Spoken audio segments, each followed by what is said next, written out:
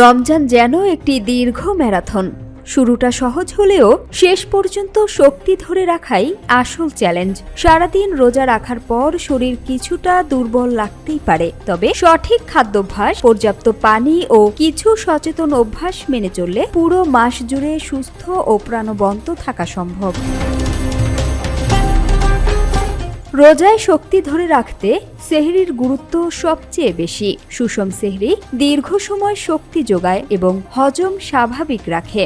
হোলগ্রেইন রুটি বা বাদামি চালের মতো জটিল কার্বোহাইড্রেট, ডিম ও পনিরের মতো প্রোটিন, স্বাস্থ্যকর চর্বি, ফল ও শাকসবজি খাবারের তালিকায় রাখা উচিত। লবণাক্ত ও ভাজা পোড়া এড়িয়ে চলাই ভালো। পাশাপাশি ইফতার থেকে সেহরি পর্যন্ত অল্প অল্প করে পর্যাপ্ত পানি পান করা জরুরি। রমজানের শুরুতে ক্লান্তি এলে ভারী ব্যায়ামের বদলে হালকা হাঁটা বা স্ট্রেচিং উপকারী। ঘুমের রুটিন ঠিক রাখাও গুরুত্বপূর্ণ, কারণ পর্যাপ্ত ঘুম শরীরকে পুনরুজ্জীবিত করে। গরমে পানি শূন্যতা এড়াতে ঠান্ডা পরিবেশে থাকা এবং রোদ এড়িয়ে চলা উচিত।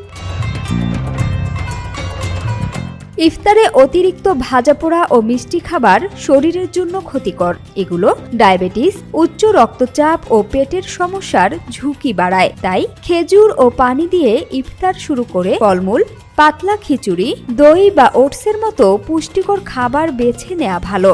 শসা, টমেটোর সালাদ খনিজের ঘাটতি পূরণে সহায়ক।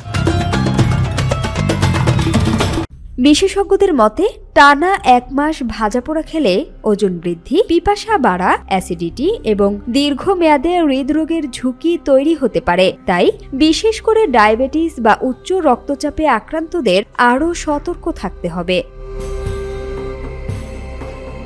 সবশেষে বলা যায়, ইফতারে ভাজাপোড়া পুরোপুরি বাদ না দিলেও তা হোক পরিমিত।